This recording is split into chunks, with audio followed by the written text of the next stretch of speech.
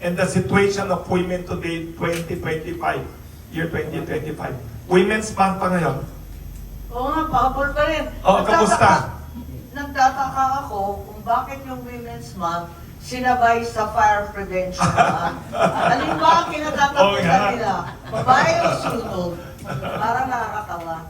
Pero para sa akin, ang kababaihan ay napakahalaga. Marami na tayong nagawa, marami nang nagsasabi na ang Pilipina daw ay pinaka mataas ang nivel sa ating lipunan kung Yes. ikukumpara sa ibang bayan dito sa Asia. Yes, culturally. Sa palagay ko, para sa mga kababaihan, walang hindi natin magawa. Kaya natin lahat yan. Kung ang lalaki mas malaki, mas malakas ang katawan, mas malakas ang boses. Mas malakas kumain.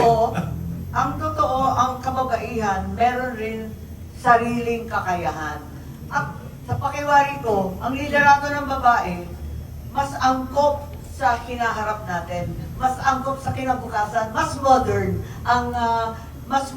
mas millennial ang liderato ng kababaihan. Kaya, pusigin natin. Unang-una, yung sinasabi na consultative leadership. Matagal na yan sa kababaihan kasi kinakausap natin at pinakinggan. Patsaga tayo, makipag-usap sa mga lola, sa mga batang maliliit, isa-isa kakausapin sa pamilya para makonsulta lahat. Consultative, pusa na yan sa atin, umpay.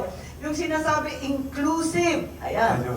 Yung sinasabi inclusive, lahat ng tao kasama. Totoo naman, kasi kinakausap natin lahat. Mula sa kasambahay hanggang sa nasa labas na nagtitinda ng kung ano, kung saan-saan kausap natin. Hindi katulad ng mga kalalakihan na kung minsan mas formal. Yung ka-level lang nila, karango lang nila, yun ang mas kausap nila. Tayo, minamarites natin hanggang sa kasuluk-sulukan. So, palagay ko, yung inclusivity, talagang likas na sa kababaihan. Higit sa lahat, yung discarding Pinoy, palagay ko, discarding Pinay yun eh. Kasi yung tinatawag na creativity or innovativeness, diskarte yun eh. Yung kababaihan, sanay na sa walang kamatayang multitasking. Magluluto muna, pagkatapos, mag-aalaga ng bata, tatakbo sa trabaho, asikasuhin yung kwenta, babalik na naman, magpapaganda pa. Kayang-kaya ng babae yun eh. Takbo ng takbo kung saan. Pupunta pa muna sa manugang, pagkatapos bibisita sa pare, babalik na naman yung anak.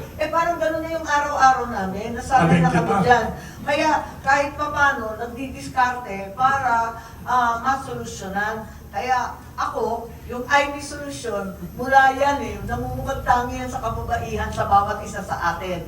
Meron tayong consultative leadership, inclusive leadership, higit sa lahat, innovative and creative leadership.